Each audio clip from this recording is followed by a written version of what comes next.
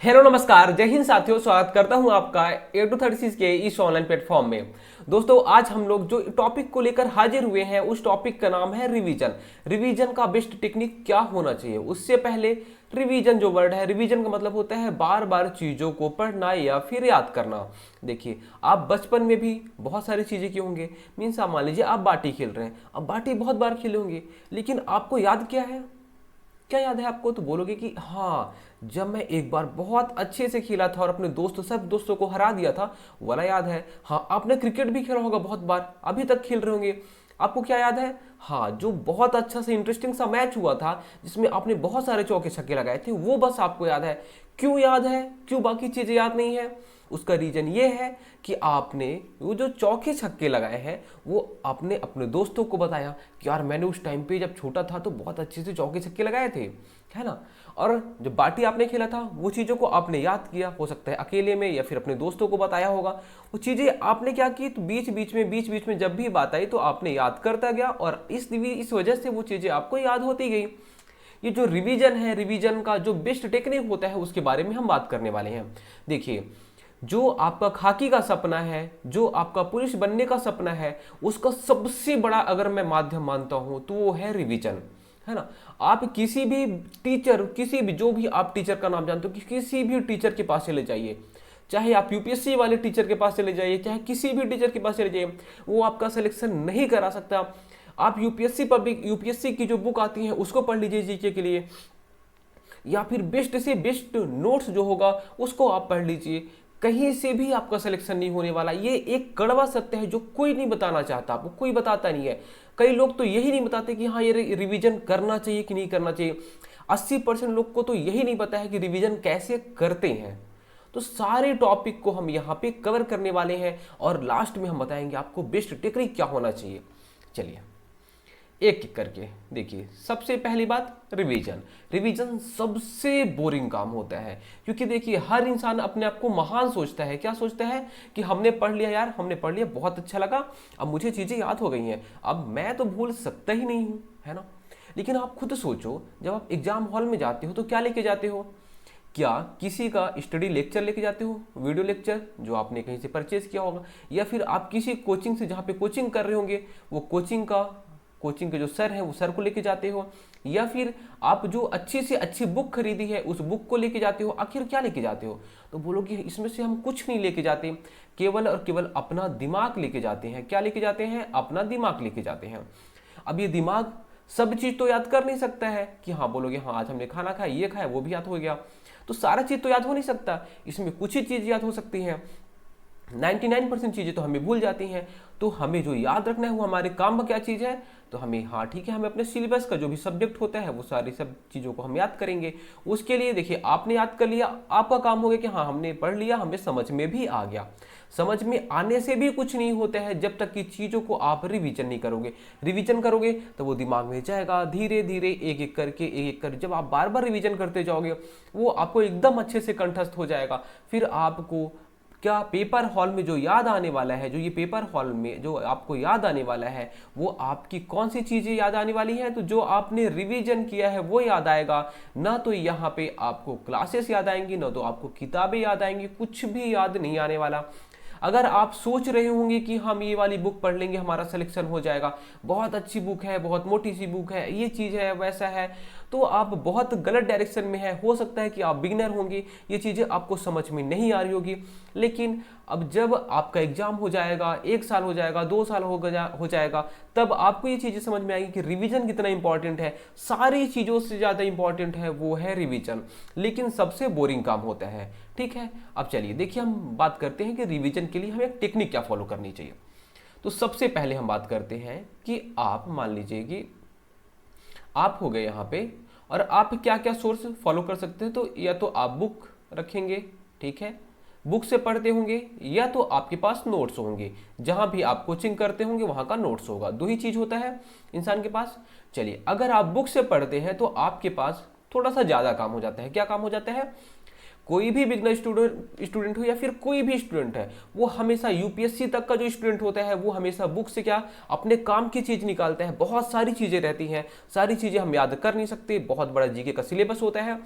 हमारे काम की चीज़ें क्या रहती हैं, तो उसे हम क्या करते हैं, देखिए जो इंपॉर्टेंट चीज़ है उसे हम निकाल लेते हैं, और जो वेस्ट चीज़ है मतलब हमारे काम की चीज़ है ही नहीं, ठीक है, किताब में, उसे हम अलग करें। ये सेपरेट करने का काम आपको करना पड़ेगा। अगर आप बुक से पढ़ रहे हैं तो आप सारी चीज़ें बिल्कुल भी याद नहीं कर सकते, इम्पॉसिबल है याद करना। आप स्वामी विवेकानंद बन नहीं सकते कि आपको पूरी का पूरा बुक याद हो जाए, ठीक है।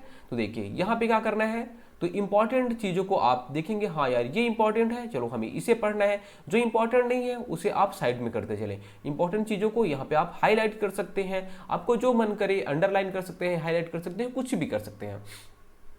वेस्ट चीज़ें जो हमारे काम की नहीं है, अगर आप दोबारा इसे पढ़ेंगे, हाईलाइट नहीं किए, कुछ भी नहीं किए, अगर आप इसे दोबारा पढ़ेंगे आपका टाइम वेस्ट होगा, कोई मतलब नहीं, इसे आप बार बार पढ़ते रहेंगे क्योंकि हमारे एग्जाम में काम आने वाला नहीं है, ठीक है। तो आपको इंपॉर्टेंट चीज़ और जो बेकार चीज़ है जो हमारे काम की है ही नहीं, दोनों को आपको अलग करना ही पड़ेगा, ठीक है।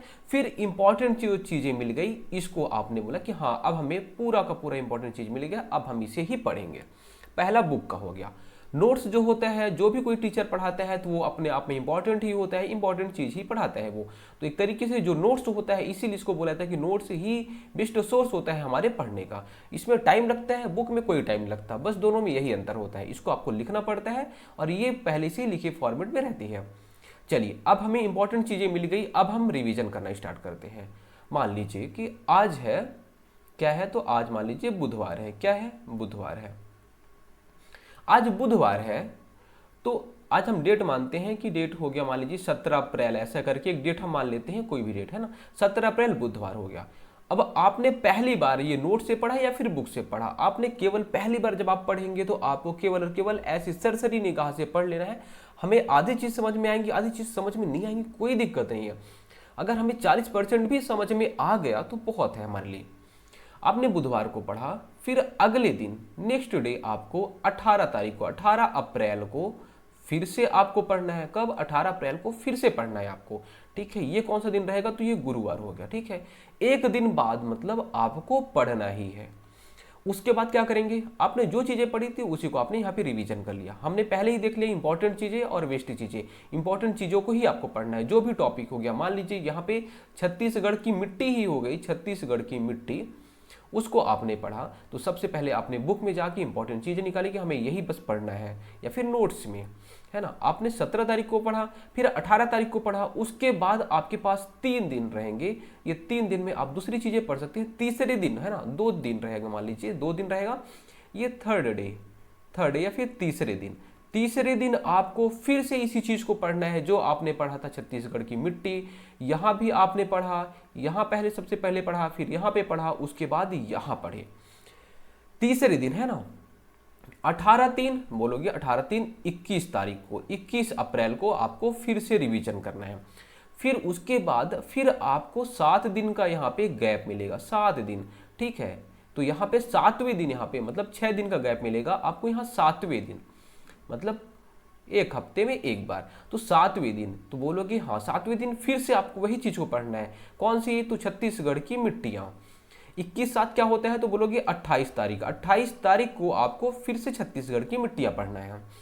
फिर उसके बाद क्या? तो उसके बाद फिर से अब आपके पास 13 दिन फिर से मिलेंगे, कितने? 13 डेज, है ना। अब आपको क्या? तो यहाँ पे देखिए 7वें दिन रिवीजन करना था। अब आपके पास 14 दिन रहेंगे, 14 दिन बाद रिवीजन करना है। 13 दिन हो गया, 14वें दिन आपको रिवीजन करना है। तो ये 18 हो गया, 18/2 क्या हो जाएगा? 30, और 30/12 हो जाएगा क्या? 12 तारीख, है ना। 12 तारीख को मान लीजिए कि 12 मई को अब आपको रिवीजन करना है। मतलब हमने यहाँ पे ये देखा कि आपने जो भी टॉपिक आज पढ़ा उसको एक दिन बाद रिवीजन करेंगे, फिर उसके तीसरे दिन रिवीजन करेंगे, उसके 7वें दिन रिवीजन करेंगे, और उसके 14वें दिन रिवीजन करेंगे। कौन से? 14वें दिन रिवीजन करेंगे, और उसके बाद ये 21वें दिन रिवीजन करेंगे। यहाँ से अब 12 तारीख से फिर आप 21 दिन और ऐड कर लेना, क्या हो जाएगा? तो बोलोगे लगभग 2 तारीख के आसपास आएगा, 2 जून हो जाएगा। तो आपको 21 दिन बाद फिर से यही चीज़ को रिवीजन करना है बोरिंग काम। लेकिन अगर आप ऐसे ही करते जाएंगे तो देखिए पहली बार जो आपको टाइम लगा था कि हाँ 30 मिनट लगे थे आपको पढ़ने में, दूसरी बार अगर आप पढ़ेंगे तो हो सकता है 25 मिनट में आप छत्तीसगढ़ की मिट्टियाँ को पढ़ लें। तीसरी बार आप अगर पढ़ेंगे तो आप बोलेंगे हाँ यार 20 मिनट में ही मेरा कवर हो गया। चौथी बार अगर पढ़ेंगे आप तो यहाँ पे देखेंगे लगभग 15 मिनट में ये टॉपिक कवर हो जाएगा।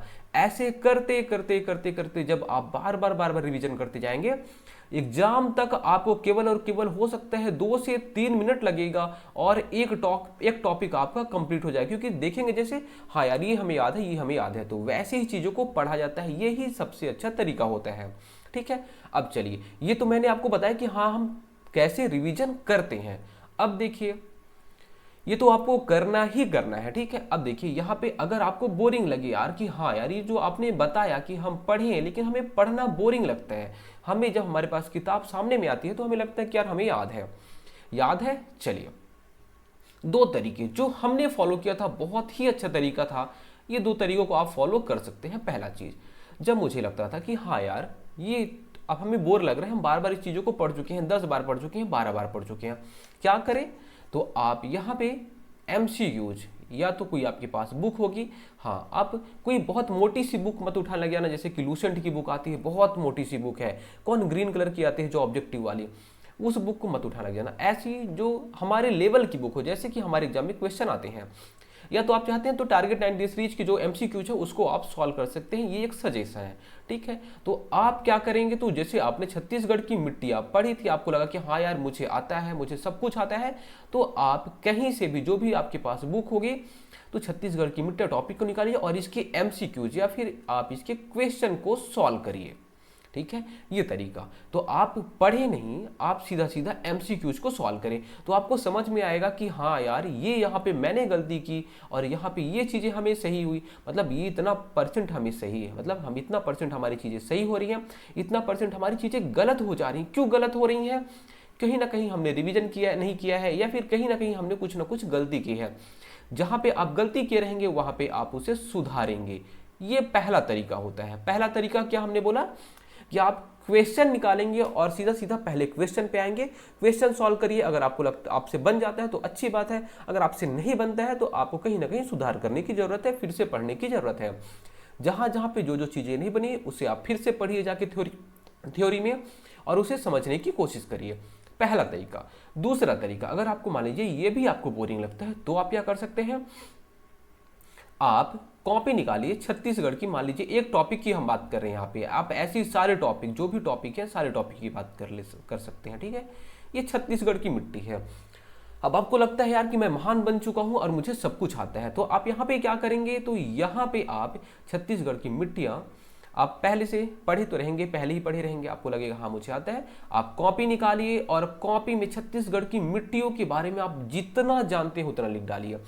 चलिए, उतना भी नहीं अगर आपको आता, बहुत ज़्यादा भी नहीं आता, तो आप एक काम करिए, छत्तीसगढ़ की मिट्टियों के बारे में 15 पॉइंट लिख डालिए। कितने? 15 पॉइंट आप लिख डालिए। अगर आपको 15 पॉइंट आता है, मतलब मान लीजिए कि हाँ अच्छा है।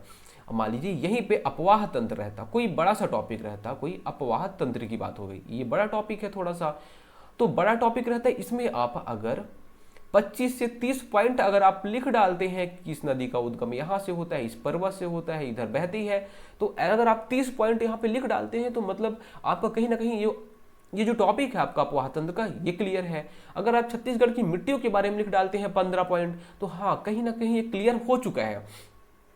जो चीज़ें याद नहीं आ रही हैं, यहाँ पे भी बहुत सारी चीज़ें आपको याद नहीं आएंगी, तो आप जाएंगे सीधा सीधा थ्योरी वाली जो आपकी नोट्स थी उस नोट्स में जाएंगे और देखेंगे, कोशिश करेंगे कि यार क्या क्या चीज़ें मुझे याद नहीं आई, जब मैं याद कर रहा था, जब मैं लिख रहा था पॉइंट को, तो हमें क्या क्या चीज़ें याद नहीं आई। ये तरीका होता है दोस्त। देखिए मैंने 2 तरीकों को आपको बताए हैं, एक MCQs पे जाइए, सीधा सीधा क्वेश्चन सॉल्व करिए अगर आपको बोरिंग लगता है तो।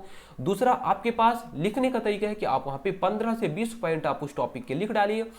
अगर आपको आता है तो बहुत अच्छी बात है, नहीं आता तो वहाँ पे यार फिर से जाके थ्योरी पे आप रिवीजन करिए। ये बेस्ट तरीका होता है। इसके अलावा भी बहुत सारे आपको तरीके मिल जाएंगे अगर आप यूट्यूब में सर्च करेंगे तो, लेकिन जो हमें लगा वो हमने आपको बताया। दोस्तों उम्मीद करता हूँ चीज़ें आपको समझ में आई होंगी, ये जो तरीका है वो आपको समझ में आया होगा। अगर आपको और भी कुछ तरीके आते हैं तो आप कमेंट कर सकते हैं, इसके अलावा कुछ डाउट लगे तो भी आप कमेंट कर सकते हैं। धन्यवाद।